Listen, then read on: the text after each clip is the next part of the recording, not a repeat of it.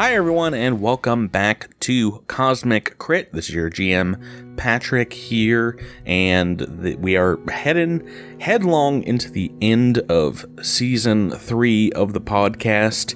And for the last couple weeks, you guys have heard the introductions by the players here, talking about their characters, talking about the season, and I want to do the same as GM for Season 3 for this intro.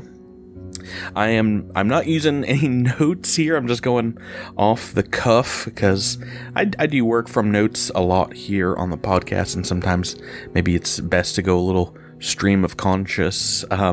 This season, this full season of 6 books has meant a lot to me for multiple reasons.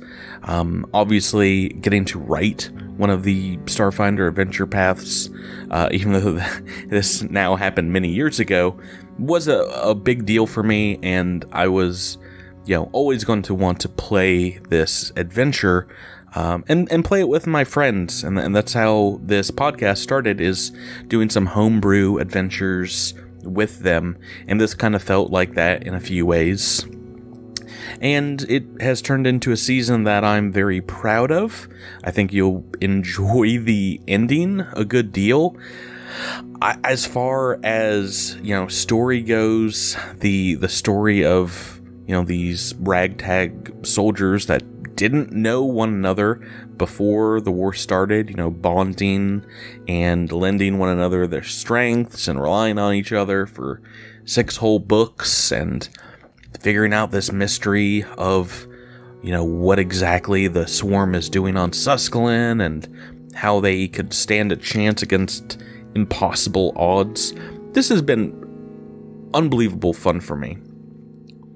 I know we, for the podcast, have kind of a meta plot through some of the seasons, and we did see some of the Season 1 characters show up in Book 2 of this adventure.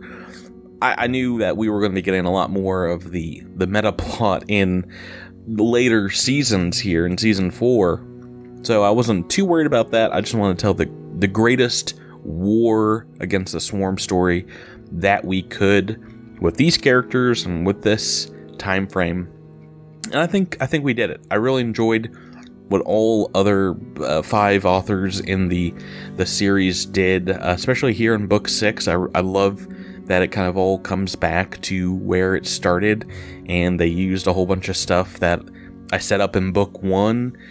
We got to see Branoa firsthand here, and we got to go back, like you'll see in this episode here, to the Temple of Hylax. So it's been an awesome journey. It's crazy that it's that we only started this campaign at the beginning of 2020. It has been the longest year and a half ever, but this season has flown by.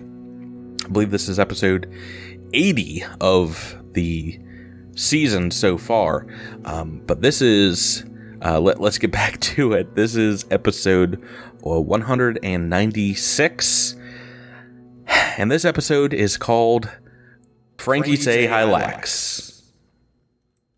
Episode commencing in 3, 2, 1. Episode initiated. Let's head to Pokemon Island and leave no trash behind and take only pictures in a snap. The professor has me running on rails, and I'm ready for an adventure on this week's Pokemon Crit Snap. This is your GM Patrick here, your geriatric professor mirror, and I'm sending you guys on a trip to see all the pocket monsters you can feed here. Joining me tonight are your 5 poker-faced Poke Paparazzi, your players galore. To my right, she's rocking a Poke Flute solo and sending the kids to sleep. It's Rebecca rolling with Zinnia. Hello. Across from her, he's got a heavy artillery cannon camera ready for some long-distance shots. It's Drew delivering Echo 7. Well, you're out taking pictures. Your mom's still going to be home, right? To my right, he's got his report back, and he received a B+ from his professor. It's Tyler dredging up Devasso. The best grade I would have ever received in my life. Across from him, this pester ball throwing pest is liable to snap you in half. It's Jabert playing with as Trest. Hey, how's it going? Good. And across the digital table, you'll never be fast enough to get a picture of this tiny vial plume while it's Miles mixing it up with Sprouts. Good evening. Hey guys, congratulations once more for only the second time in the show's history getting to level 13 in a campaign. Oh, that seems extremely lucky. How does it feel leveling up these characters ostensibly for the last time? I mean, it's kind of bittersweet. I look forward to playing Sprouts in season 4. You heard it here, folks. That's a drop. That's a news drop. No more operatives. I'm so excited about season 4. I just got to deal with the half operatives, a knack, and a engineer / technomancer. That's called the technical skill. I wonder how much damage Patrick's lost out on due to almost never ever getting attacks of opportunity, because just everything's flat-footed. Probably not that much, actually, but you guys did do a good job of locking down some opponents there. But yeah, let's, like we do normally when you guys level up, let's go around the horn one last time for a Midnight Squad and see how you guys leveled up to 13, how you change your characters. Who wants to go first? I do, because I'm boring. All right, yeah. Devasho can attack first. Devasho can attack 3 times now. I took a feat called Extra Resolve, giving him 2 more resolve. Bing, bang, boom. Report over. Oh, so you just got triple attack? Yep. Oh boy, exciting. Mine's similarly boring as well. Uh-huh. Yeah, I don't know how much Devasho will use that triple attack. I probably will, but it's a -6, so I'm not a fan. Not for you. You have flashing strikes. Yeah, it's -5. Oh, -5. You're right. You're right. It's -5. Yeah, it's crazy. It's crazy powerful. Don't undersell that. It's unbelievably powerful. Calls are really fun. Ask me how I know. And it is also nice because Devasho does have Tidal Surge, which allows him to flank with himself. So I guess I can technically get that down to a -3. So I don't know. Maybe it's better than I made it out. Have we done the Billy Idol joke for Devasho flanking with himself yet? Probably. Probably, yeah. Let's just say we have. Miles, talk about Sprouts on interesting level 13. Yeah, Sprouts can attack 4 times, and I took toughness. So, yay. I get plus 13 stamina points. Your sneak damage or your trick damage goes up a little bit as well. But yeah, if you don't want to do a trick, you can instead just attack 4 times in a single Which round. I haven't even utilized my 2 or 3 attacks. So maybe this will be the book that it happens. Yeah, maybe. Who wants to go next? I'll go. Echo 7. Yeah, so I've got a few things that will be really cool in the right circumstances, but I got 2 2 fighting style techniques.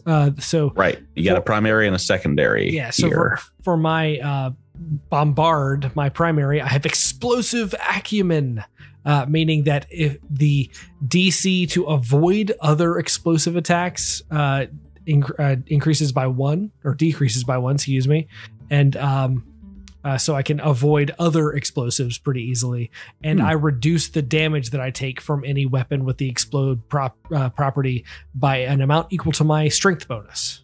Oh, wow, that's pretty good. Yeah, not too bad. And I also have an enhanced tank, which allows me to do some fun armor upgrade stuff, which I didn't do because we're in the middle of a battlefield.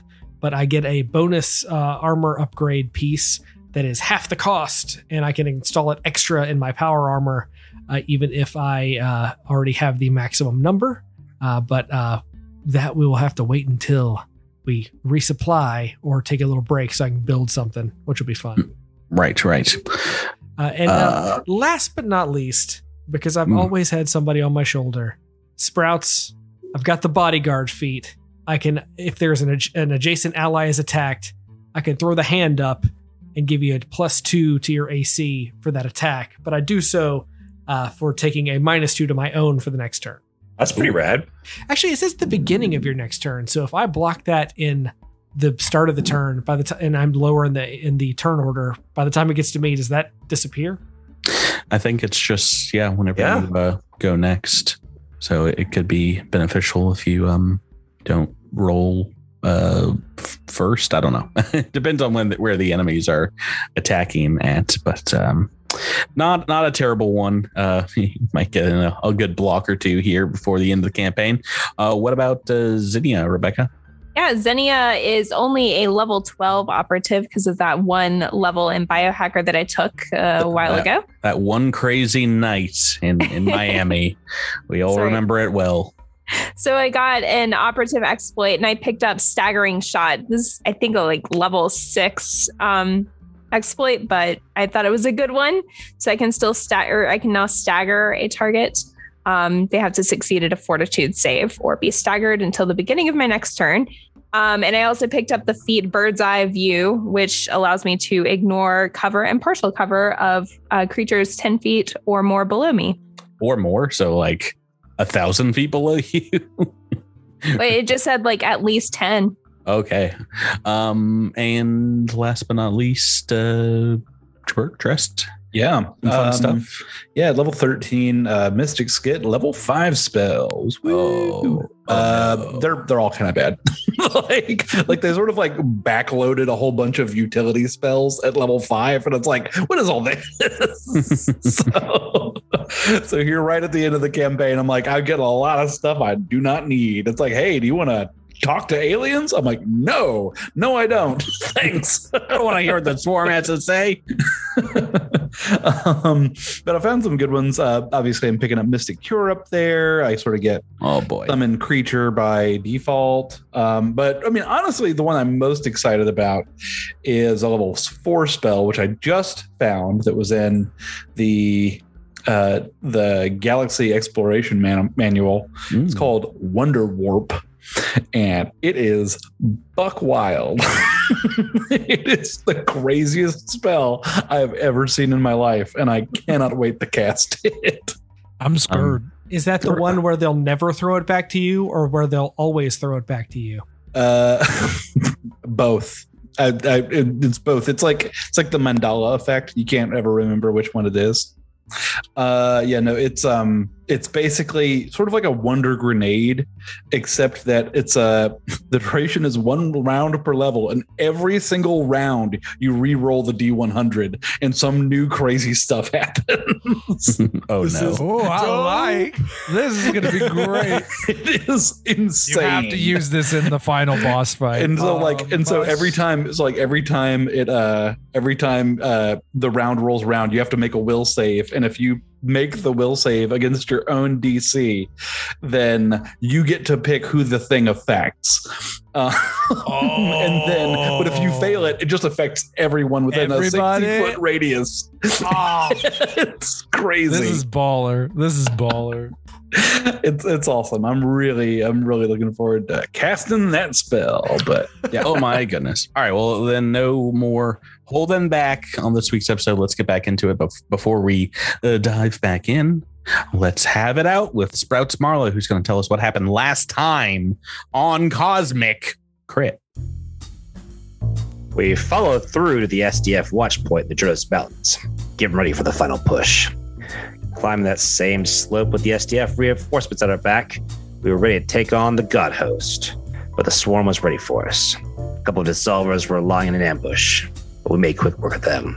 Now all we have to do is crack the massive lair on this hive and squash us a wannabe demigod. Wish us luck. Well, someone wish him luck. Jeez Louise. Good luck. He said it. Good luck. You guys may need it. Who knows? Indeed, you guys are outside of the top of the ridge, Clutchstone Ridge. About how far out are we at this point? Maybe a few hundred feet. You can see the small head of the temple, and behind it, that massive structure that looks like a yellow and orange and brown tower over a couple hundred feet tall. I take it that tower is new. It feels like that our attention would have been drawn to that before. Otherwise, You're like, was this always here? Did this town always have a Denny's? This is some kind of new addition. It does look like it's attached to the Temple of Hylax. As you guys are approaching. All right. Well, before we do approach, because I've got some notes here about spells I want to make sure I'm casting. I'm casting Mind of 3 on myself and Shield Other on Devasho. So, we're doing this. We're doing it. These are Doing it live. Hours per level, or These are 10 hours minutes per level. Yeah. Same. So some time coming. I'm sorry, I have another question as well. If we, with leveling up, with our SP and HP going up, do we just leave it where it was, or do we gain it all back? I can never remember.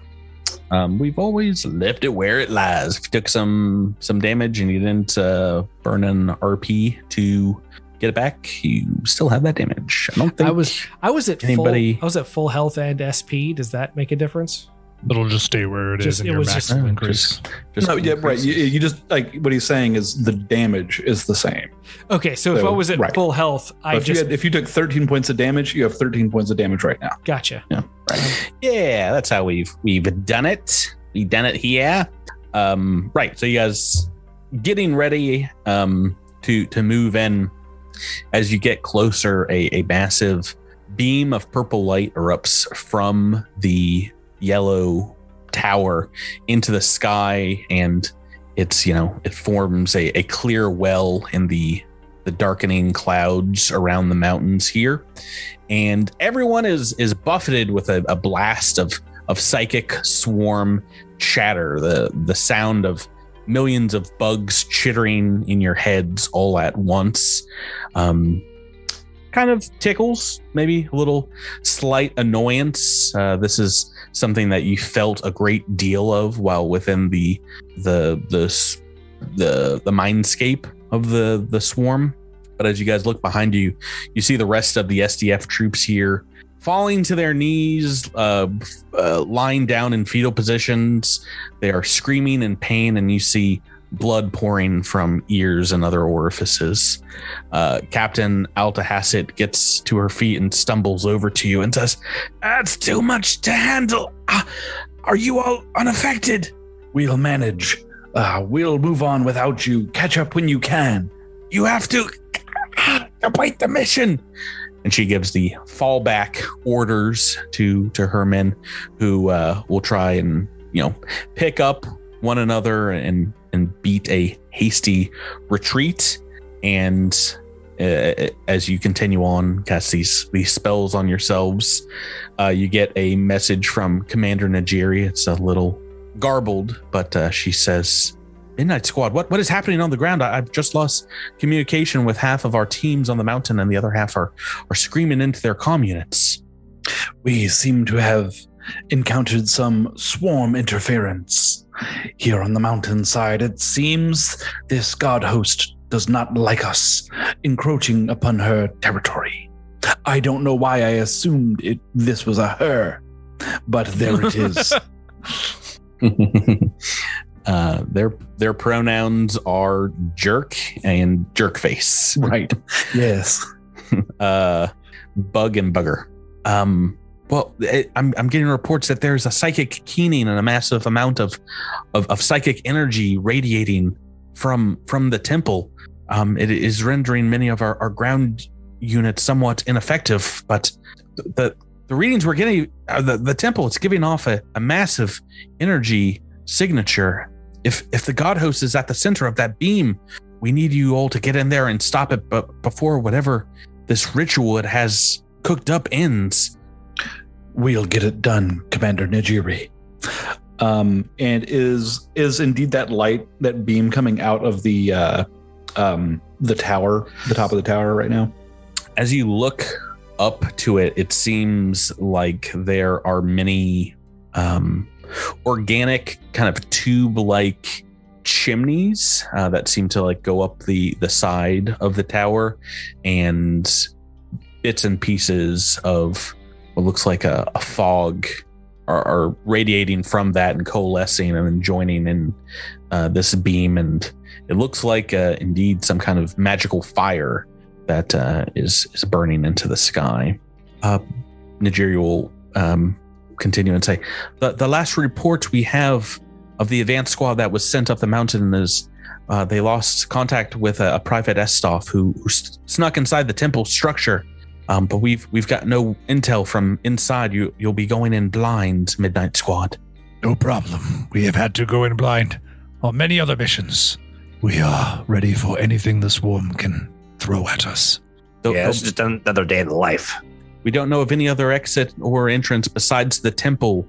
We've tried sending some bunker breakers against the yellow structure, but we've not even been able to scratch it. Our scientists here are worried if we use anything larger, we risk feeding energy to the swarm host itself.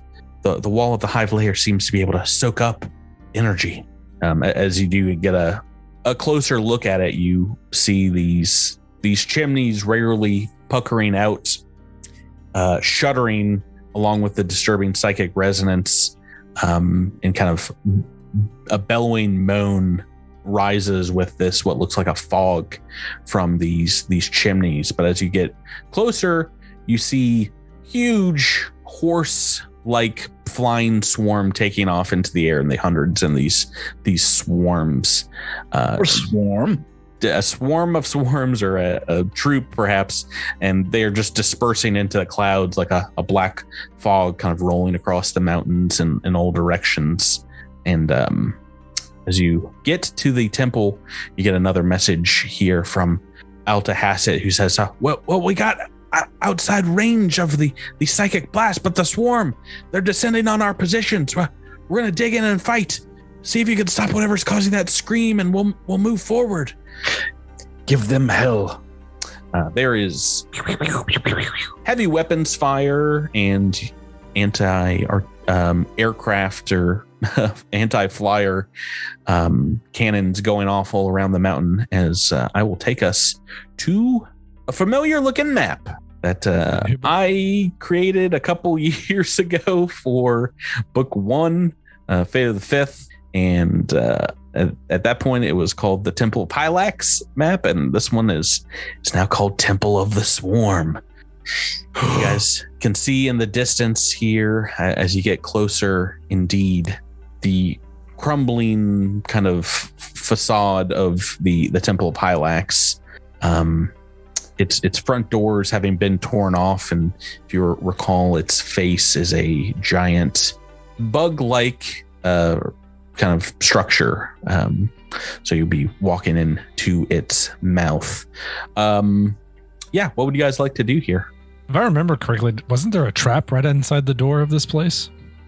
There was a locked door originally. The doors are broken open now, but back in book 1, Zelenon had set up some pretty crude traps to keep the swarm out. They were like in the pews, though. Those did not work in the end.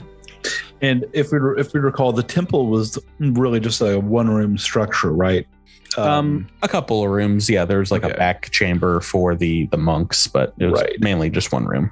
Okay, and then I'm sorry to be asking so many questions about it, but this tower that's behind it, does this look like an enormous, like way bigger than the temple, or roughly? Yeah. Okay. So that's like a whole thing, not like like 130 to 140 feet across, and a few hundred feet into the sky, and it kind of tapers off. Okay, got it. Definitely looks like, maybe like an upside down wasp's nest. Yeah. Gross. All right. Well, Devasho's gonna head in through the front door with his shield out, I guess. Hold on. Would you like me to scout ahead and stealth? Nah. Try to hide and see what I can see? Sure. I mean, I don't know. She's pretty good at that. She is really good at that. I heard her bonus is considerably. My bonus is 30. Gross. Stealth. Go for it. You want to go in by yourself? Checking to see what my. I mean, she's the only one with a bonus of 30, I'm pretty sure. So, so if she's stealthing in, she's going alone. Yeah, the only thing I'm looking at is like my cloaking field thing. Mm-hmm. But if I'm moving, then that doesn't work, I guess. I could go in with her. I have a bonus of 27. So if I activate my cloaking field, then even when I move, I appear only as an outline with blurry features. So it might be a good idea, but it gives me a bonus of stealth. Yeah, go if you guys want to make a stealth check. Go ahead and roll that individually. Whoever wants to sneak kind of past the huge mandibles that work as like a vestibule. Oh, okay. 19. Is it dark, by the way? I think it's darkened. You think you're going to need more than that 49? I mean, I might. Well, it's darkened here on the mountaintop, as there's a lot of cloud coverage, but I think you're bathed in the light of this pillar of fire above the temple, as well as ambient light. You know, it's like an overcast day. So I like that it is physically impossible for Devasho to see you. There is no dice I could roll to beat the DC for your stealth. You should RP that right now. Like, where'd they go? Devasho just realizes that 2 members of his team have disappeared. Where'd they go?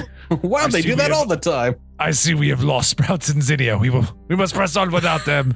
We will arrange a great funeral in their honor when we win the day. Wait. What does he think happened? And you were incinerated. That's the only conclusion he can come to. Yeah. So I mean, stealth checks aren't magic. Like, they don't disappear. if you're in full light and you can see them, they don't just suddenly fade from existence. She's got a cloak. Yeah, with the cloaking field, maybe I get blurry. I don't know. I think the cloaking field does work. Does it work like just regular invisibility? It doesn't make you invisible. It specifically says that it doesn't make you invisible, but it does make you blurry. Ooh. Yeah, that's... So you're like Bigfoot? You're like all the pictures of Bigfoot ever taken? Apparently. I imagine like when the Sims go to the bathroom and they get all pixely, that's what I imagine is happening to Zinnia right now. Zinnia, this isn't the time! the god host is back on. Jeez, the god host is like, I am all powerful, but we can't get one clear picture of my enemy? A bunch of Swarm are debating whether Zinnia actually exists. Yeah. A small remote part of the Swarm colony that's in the Pacific Northwest is way more into them than anybody else. Why don't you guys move on forward and tell me what you want to do here? All right. Well, Zinnia is going to fly just slightly above. I assume it's like a big doorway, right? So like 10 feet up in the air. Yeah, I mean, you can fly through the top of it. It's only about 10 foot square. And Sprouts probably like creep on the obviously the ground, keeping low, but he's 16 inches, so it's not hard for him. You recall when you were here last, you had to kind of chip away at some snow and ice, but there was a phrase in Sheeran lettering carved above the entrance, and now it seems to have been damaged, destroyed, or perhaps vandalized as you move forward. And as you do move forward, I'm just gonna feel where you guys are standing here on a big little square marked T on the map. I will need you guys to both make a reflex save, as where these letters were carved. Now there's some runes that flare to life with the same kind of purple light as this pillar of fire, and the area around you starts to heat up. Ooh boy. Does this do damage? This do damage. Is it a magical effect?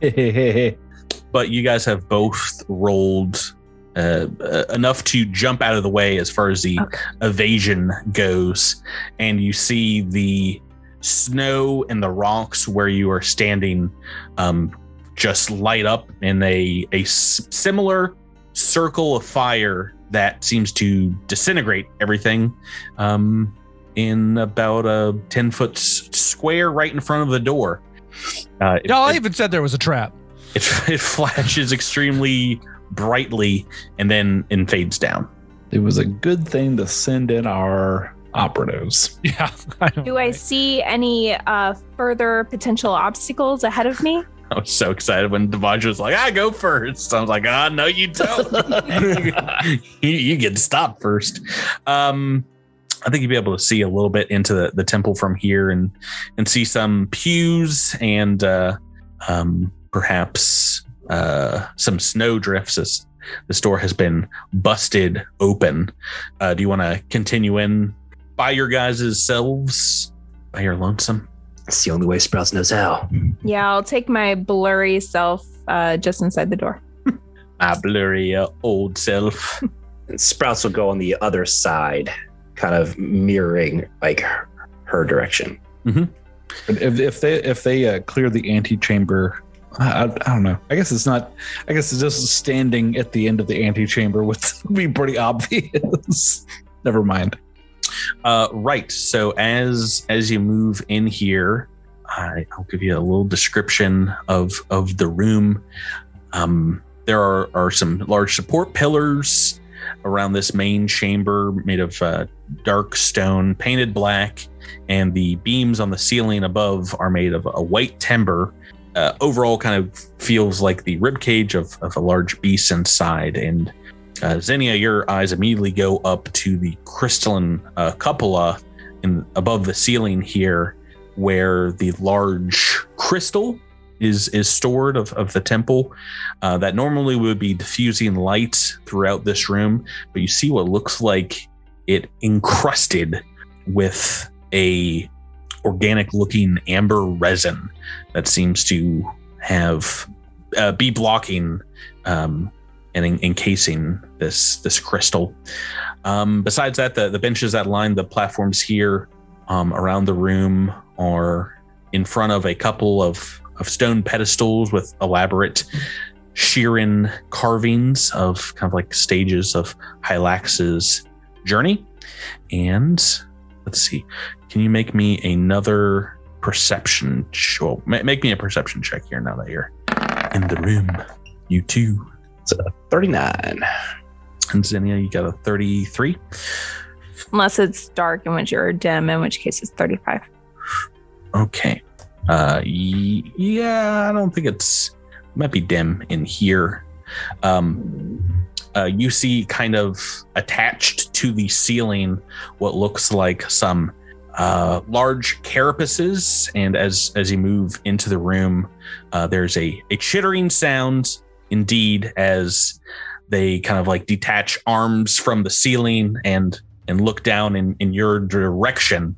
Maybe not exactly where you are, but we are in initiative turn order as you see 4 large, not large, but beefy, medium-sized swarm creatures staring down in your guys' direction with a large impaling horn on the top of their chitinous head. Big old escachide, so I remember correctly. You guys can, both Sprouts and Zinnia, make a single standard or move action in a surprise round, but why doesn't everyone go ahead and roll initiative for me? I am including an extra 4 on my initiative because of the hijack. That's already factored in, though. Yeah. Oh, Rest is leaving you behind, Devasho. Leaving you behind. You rolled so well. Whee! I saw that 18 and I was like, oh, I'm screwed. Okay, so Zinnia and Sprouts in that order, move or standard action. I'm just gonna hunker down and try to stay still in my cloaking field. Mm-hmm, mm-hmm. And can I try to identify these guys? Yeah, of course. And these are definitely indeed some kind of escachide. Oh, and you know about it, just about everything about them. They are indeed an advanced swarm escachide. They have all the same abilities. Their melee gore, main attack, fly speed, pummel ability. If they hit your AC +4, they can move you back 5 feet. And something that hasn't really come up, but if you they have both stand still and the improved stand still feat, which means if you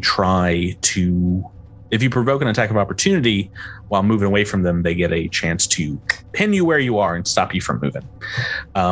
It's literally all that you can know about them, but do you want to know like a will save or an AC or something along those lines as well? Yeah, what's their EAC? 23. Okay. 23, a little advanced for my big level 13 players. Your first fight, I want to make it a memorable one. So you don't want to do anything, Sprouse Marlowe? Do you want to draw some attention here? Move or standard action? Let's see. Because they don't know we're here, correct? Zinnia will know that they indeed have a blind sense within a certain range. So more than likely they are aware of your presence if they cannot see you. I'm sorry. I just wanted to clarify with my cloaking field that I wanted to hide while the cloaking field is active. You can use stealth to hide. Well, then give me another stealth check because this is technically in different situations here. Okay. All right. So it's a little less. It's a little less than what it was before, but actually, I don't think it is less because she gets a +10 if she stays still. Yeah, if I stay still for one round, I gain a +10 bonus to stealth checks. Oh, well, then it's exactly the same. Sprouts, what do you want to do? Well, seeing as they probably already know that I am here and will investigate in some capacity, I'm going to take a shot at one. Sure. Closest one to you. Let's see. There's two in front of us. Are they both? They're both in the air. Is that correct? Yeah, they're like about 15 feet up on the. All right, so I got a clear shot at it. Yeah, I'll do the one closest to me. Go right ahead. We'll ignore your trick if you're rolling your regular attack here. Okay. That's a natural 20. Woo! Starting it off all ready. Wow. Ready to rock and roll. And so I guess if it crits, it's death now. Yeah, well, you can take that. You can take a card from the official critical, or I can double the damage. Correct. Well, the double damage will happen along with the deafen condition for the sonic weapon, or you can replace that sonic with a card. I'll go with the death. I'll go with deafen. Okay, no card pulled. Let me shout out a patron before we continue on. There's so many new folks. So is that 54 points of damage? Oh, did you? Oh, it rolled the crit. Don't you need to do the trick attack again? No, he doesn't get. He didn't trick. Yeah, I didn't trick. Oh. Just a 37, right? 37. 37. Yeah, let's thank Paul in for backing us. Just started. Thank you very much for coming to Flanking Buddies. They technically will drop him down in the initiative turn order with the deafen condition. Think he's still going before Devasho, though. That is the surprise round. Zinnia, it is your first full action at the start of round one. What would you like to do? Well, Sprouts is kind of blowing our cover, I guess. What were you expecting to happen? I don't know. Wait for the big guys to come in and take some hits. Never. They already know we're here. That's what Sprout you guys shot are first. for. Hashtag Sprout shot first. So Zinnia is going to call in her comm unit and tell everybody to come inside, that we've got trouble. And she will take a shot at the one that Sprouts just shot at. Yeah, go right ahead. With my parallax laser pistol. So I am tricking. It's a CR 23 or lower on the trick attack because I identified it, and a 28 to hit. So tricked and hit. Looks like we got some low damage rolls here. Low damage indeed, but I am going to bleed it. Okay, so this one that's already been hit, and what was the full damage amounts? 35. Is that right? Yeah. Okay, this one is bloodied here, is deafened, is bleeding. And maybe he'll get a chance to go before he dies, but before that we've got next in the turn order is Echo 7. Can I see into the room from where I'm standing here? You might be able to see the pews and things, but these things are on the ceiling. So unfortunately, I think you'd have to at least get to the stairs before you could kind of peek up into the temple proper. Fiddlesticks. All right. Well, I'm going to run up here. Can I get next to Sprouts? And I am going to shoot the one that is injured with my new reaction cannon. Gotcha. Go right ahead. It's so many dice. I don't know what you did to the roll 20 macro that it hates you and doesn't want to roll, Drew. All right, here we go. 8 on the attack dice for a 28. That is a hit. 40 points of damage. 40. Okay. Oof. Still up after 3 massive hits. Yes. 3 pretty big hits. 35, 37, 40.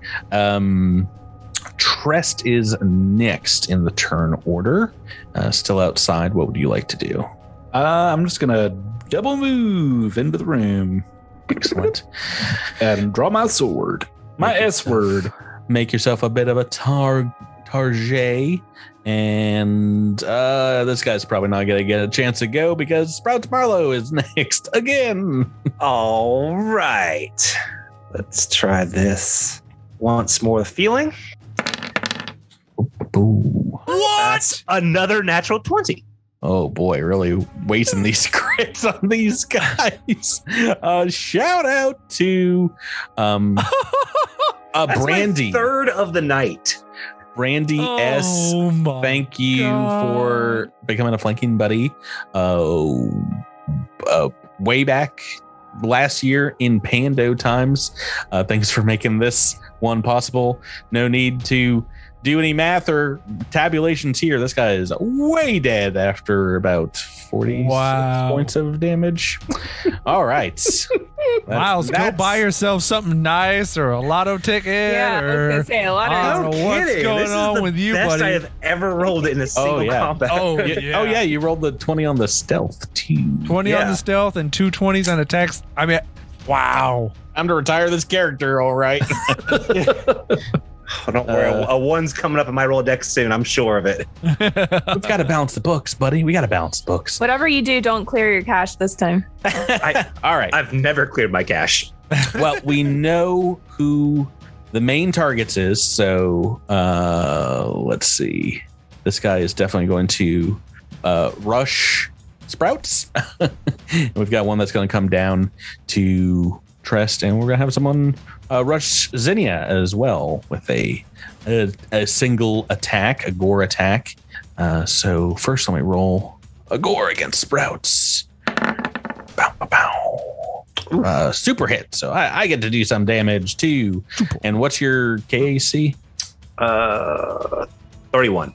Okay, so that's going to be enough. It's just gonna gore you and throw you into the corner here of the temple with the pummel ability, and gonna do some damage.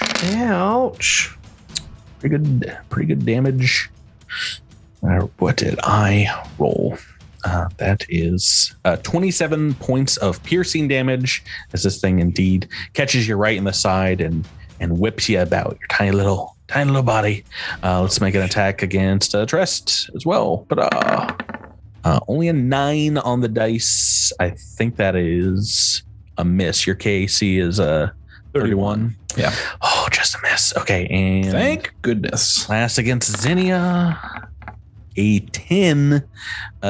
Zinnia, Rebecca, did your KC go up like something fierce recently? Yeah. Oh no. Armor. All right. Well, I've got to roll better than a 10 on the dice against KAC. That is a miss, and that is their full turn as we go to Dabasho. Bottom of turn 1. See, this is always the problem. Everybody's in good position now. I've only got one place I can squeeze my fat truck's butt, and I don't even like it. Okay. All right. Well, Devashan will move into the fray. Double move action. Oh God, no! Single move action, please. Oh, and what else you got? Well, I'm gonna punch somebody. I mean, that's a given. Who it's going to be? Maybe it's Echo. Who knows? But someone's getting punched here. I'm gonna I'll roll a D8. That's who I punch. No, Sprouts look like he's in a pickle. I'll punch the one that's on Sprouts. Alrighty, go right ahead. I don't think there's really anything else. And I am. Ooh, 18 on the dice. That's a hit. 34 points of damage. All right, smacking him as he's shish kebabbed your plant friend here. And that is going to take us to the top of turn 2. Rebecca, back to Zinnia. You've got one of these things on top of you, and it's like pierced the wall behind you where your head just was. What would you like to do? Zinnia is going to dodge out of the way and come over to this other wall. I have mobility, so I get a +4 to AC against an attack of opportunity. Oh, but you want to provoke against this guy. All right. Yeah. Let's see what happens. Get another chance. Oh no. So my AC would be 38 against KAC, or if it's KAC. That is a miss. Roll a 14 on the dice this time, so you get away. How does that stand still work? Is that like it normally maneuver? It's like a combat maneuver, improved standstill. I believe you just need to hit KAC +4, but didn't hit regular KAC with the bonus, so she gets away scot-free. Speed. All right, and she is going to take a shot at this one as she leaves. The one that was assaulting her. So that's a CR 23 or lower on the trick and a 29 to attack. Maybe I set these guys as armor classes way too low. Tricked and hit 50 points of damage. Looks that way. And I am going to bleed this one. All right, let's see if he survives. Actually, let me play with my new debilitating trick and make him staggered. Okay, and it gets a fortitude save. Yeah. I'm trying to roll. Nope. 4 on the dice. Staggered, so can only make a mover standard. Mm-hmm. Mover standard. Yeah, and no reactions, or although I just used one, but yeah. Echo 7. You're in the scrum now. 10 feet on the other side of you is a couple of escachides. What would you like to do? All right, we're going to take a shot. Actually, we're going to take 3 shots to the one that is right next to our buddy Sprouts. Oh, okay. Go right ahead. Shot number 1. Really? Say 32 to hit. 18 on the dice. Yeah. So a hit, and we got some max damage dice rolls in there. Some 10s. That's a 5-8. That's a 58 points of damage. Okay, and that is going to be enough to bloody this one. Go ahead and make that second attack. I've never wanted someone to roll a 20 more than I've wanted you to roll a 20. Say 29 to hit. Also a hit, 42 points of damage. He's going to put this one in the dirt. Yeah. Devasho's going to proc Battle Leader to give everybody +7 damage. Ooh. Oh my goodness gracious. You if you hit. This is not needed. Yeah, we'll just wrap this up a little faster. So I was going to go 3 against that guy, but if he's down, I think I'm out then. Yeah, so let's go to Trest. You've got one in front of you that has missed you, and there's one behind you on Devasho now. Oh, yeah. Since Zinnia has communicated these guys' ability to us, I'm going to plant my feet where I stand and swing my powerful solar sword 2 times, 2x. Double attacky. Yeah. Up 30 to hit. That is a hit. 51 points of damage. Okay. And second attack. And Tyler, is that +7 to damage for like the next round, or is that like all just on your next attack? The battle leader until each ally is affected by this victory until the end of their next turn. If you are, just all right. Let's do it one more time. One more again. 32. Yeah, that's going to be 54 points of damage. Okay, this one is bloodied. boy, howdy, is it bloodied. Ooh, the bloodiest. Remember when these things were awful and we struggled so much, and now we've taken out 2 of them? I increased their armor class 10%, and it doesn't seem to matter because everyone's got rolling some rocks tonight, like plus 20s in combat scores. Anyway, Sprouts Marlowe, back to you. You've got this one knocked off of you. You can kind of pull yourself off of its horn barb here, and you've got 2 more Escachides on the field. All right, so Sprouts is going to take aim at the one that is pestering Trest. Oh boy, can lightning strike 3 times in a row? Probably not. Or should they say trestering? Close enough. 19. CR 21 or lower, so it's It makes it very easy when we don't even have to do math, and it's just like, oh, that's way dead. That's been dead for 52 30 points of damage or so. oh boy. Wow. I get a turn with a staggered Escachide who will stab Devasho as it's the only one. Oh, come on, close. don't hit me. Bing, bang, boom. Don't. Oh no! Natural 2 on the dice. Devasho. Kaboom! Tyler, you get to go and hopefully get some prestige in front of your fellow squad mates. We'll see. Let's try out this triple attack nonsense. -5 to each of these. Nope. Oh, there goes all the luck. You just sucked it right out of this combat. A 3 on the dice. Oh, they're going to turn the tables on us now. Boy, howdy. All right, second attack. Ooh, there's a hit. 28. For 39 points damage. Yes. Okay, bloodied, still up. One more attack on the board. Can you end us in turn 2 here? I would need an absolutely stellar damage roll on top of a stellar roll to hit. I believe in you, Tyler. I appreciate that. The damage roll is nice, but I don't know. 25? AC exactly 25. Oh, yay! And we are 41. Out of combat. I don't need to know numbers no more. It's because Miles believed in me. That was impressive and educational for me and how I need to modify things for the rest of this campaign. Thank you guys. I hate educating Patrick. Being guinea pigs. To be fair, we don't usually roll rocks like that was across the table were some here. Tone it down, Patrick. These were just level 8 advanced Escachides. I gave them the little boost because you guys have 5 players and not 4, but you still definitely did roll some rocks here. Yeah, I had 2 20s in that fight, so let's calm down just a little. The god host is looking through the security feed like, I'm gonna need some more buffs. Oh no! Bring me the buffs. Send in more Escachides. If there's a camera, Sprouts looks directly into it and just points. You're next. Blows on the barrel of his gun.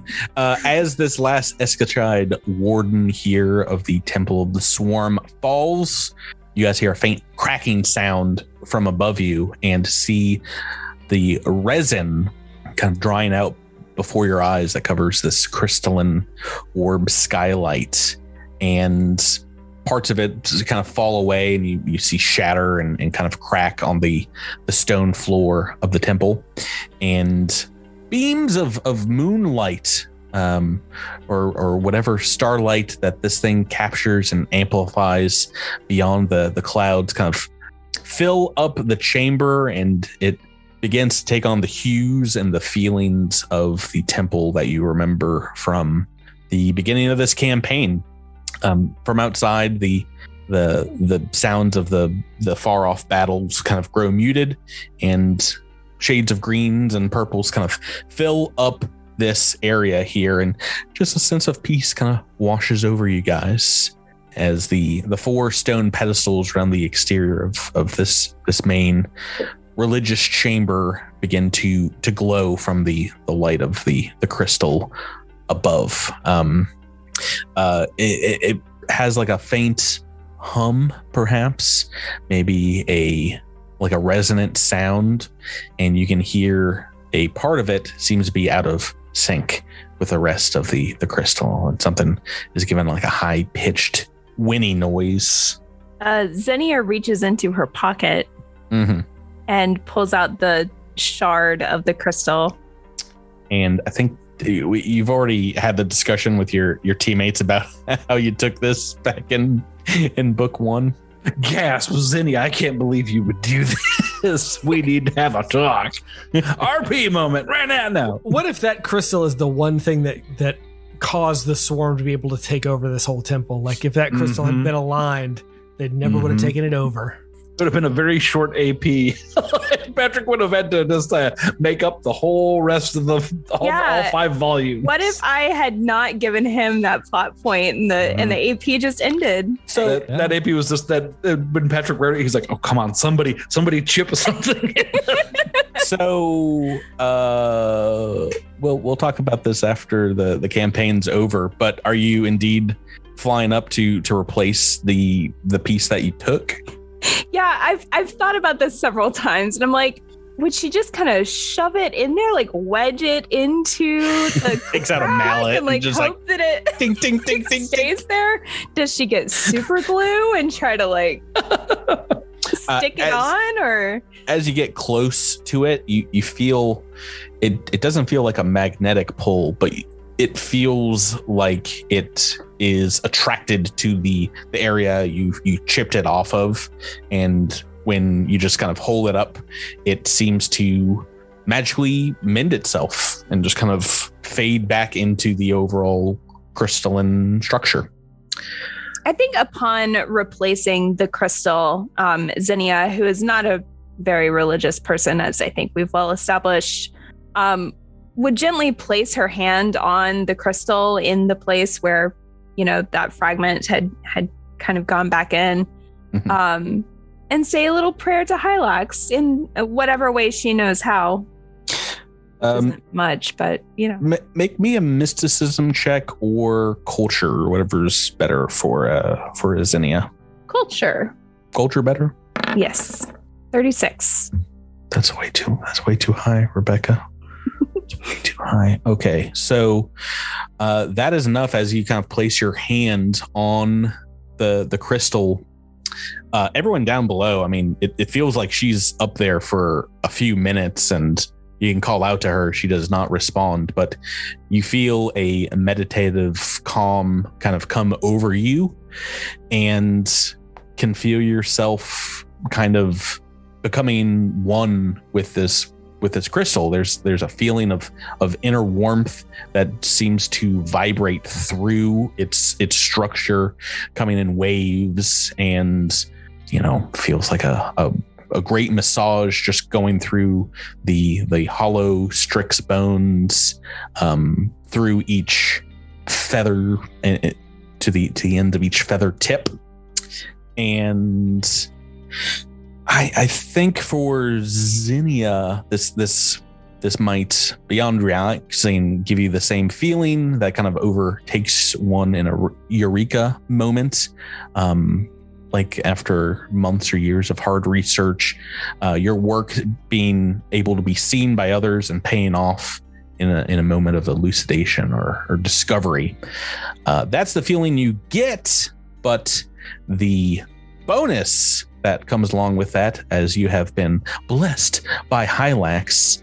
Well, I should say that you have rolled well enough. You can get 2. You can only have one of these benefits. One you can give to someone else, and everyone can get a chance to roll for these as well. But the blessing of the Forever Queen, now that you guys have reunited the crystal and cleared this temple of swarm components, you can, as a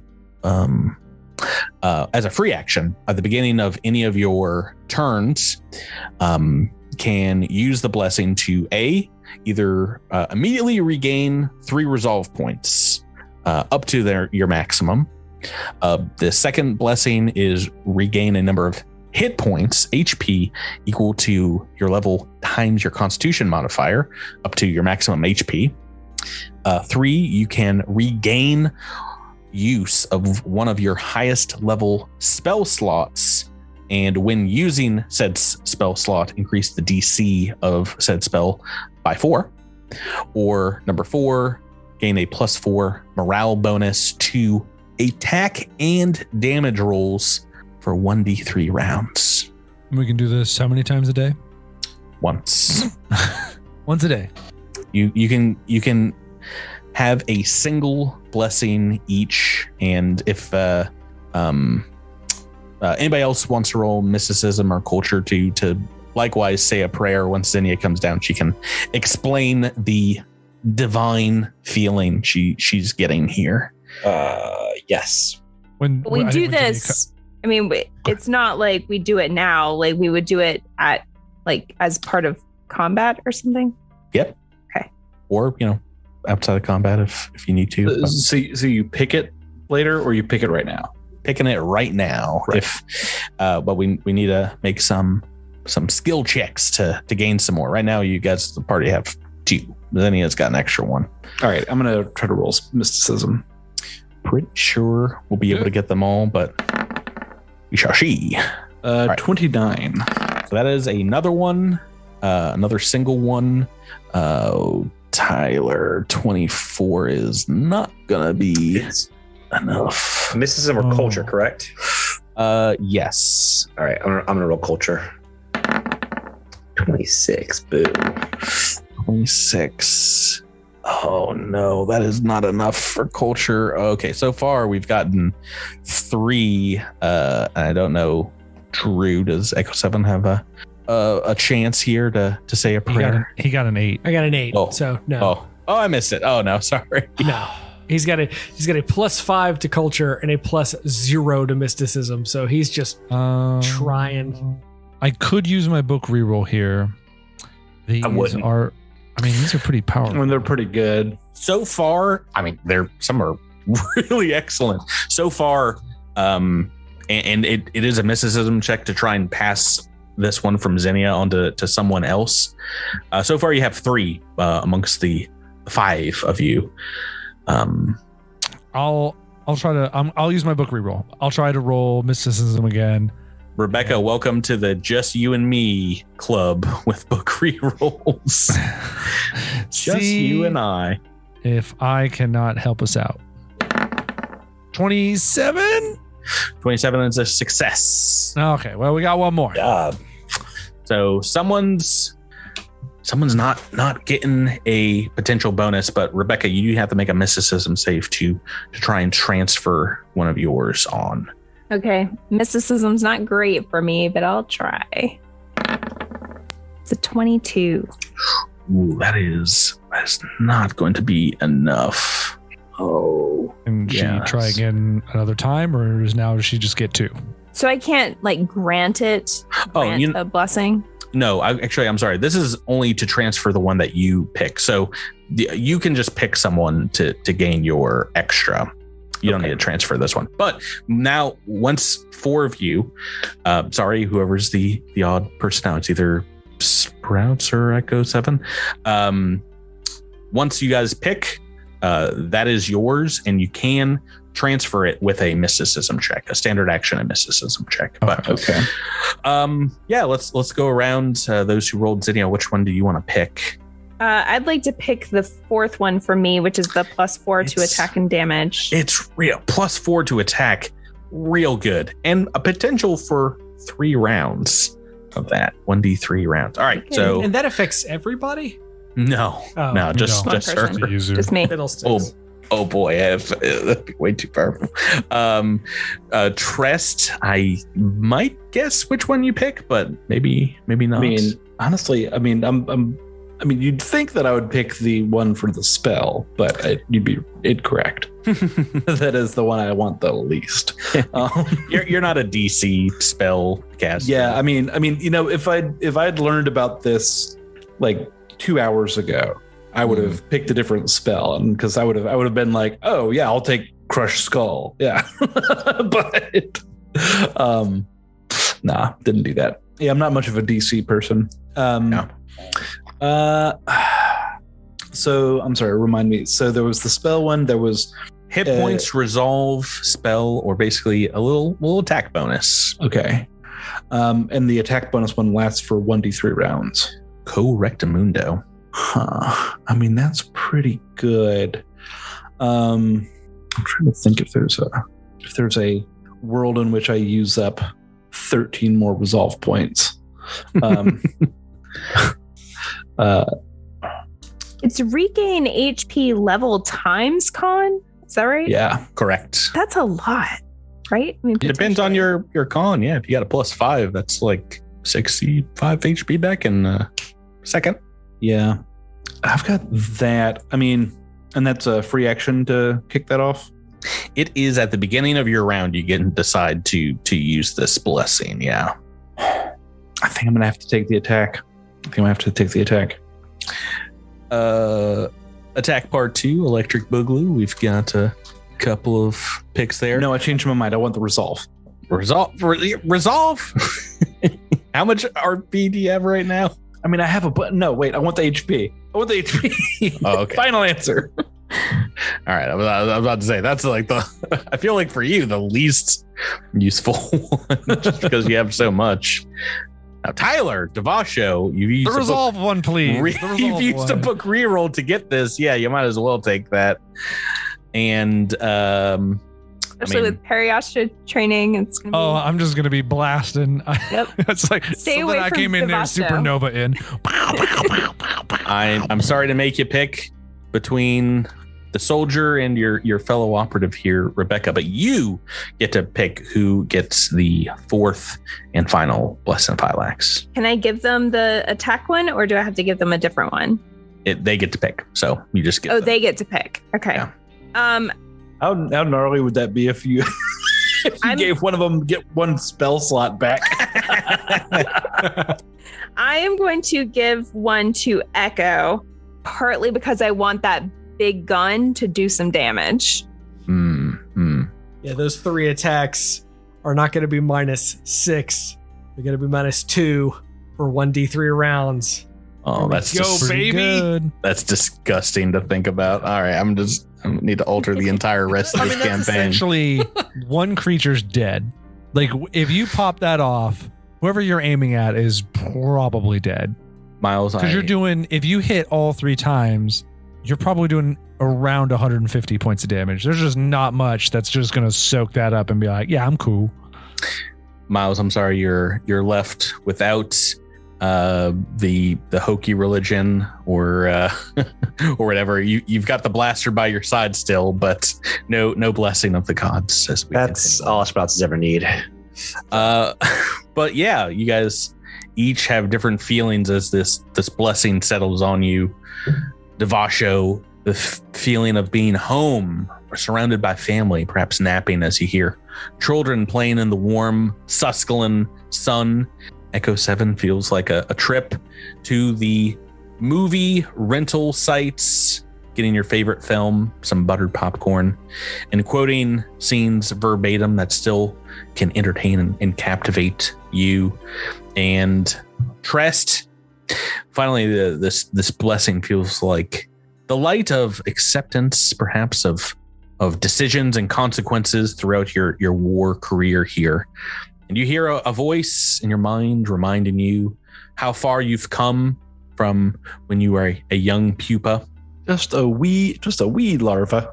But also you have kind of flashes and images of your people, your ancestors, like the dream you had the previous night of falling down the well, those who have followed in Hylax's steps in the past, as well as the Sheeran that have survived since the Exodus and kind of the weight of the actions that they have chosen in their path against the swarm, away from the swarm for generations, and what you get to do here, perhaps today, that could, have lasting impact for generations to come, including your own young. And the voice calms all this important talk in your mind, in your heart, and you hear it speak words coming to you that says, all will be well. Embrace your light and to be continued. Bum, bum, bum. Bum, bum, bum. Bum, bum, bum. We've got a lot more adventure, obviously, and I'm very afraid of your guys' speed. But more so than that, I'm scared to go back to season 4 after this and start at level 13. Psychopaths. But I'm excited because we've got some crazy combats coming up, and you guys are going to need these blessings. I'll tell you that much. But that's going to do it for us this week on Cosmic Crit. Guys, thanks for playing with me. Thank you, Patrick. Listeners, thanks for listening. You're going to want to keep up with this season until we get to the end. And we will catch you next time for some more Cosmic Crit. Good night, everybody. Good night. Have a good week. See you next week.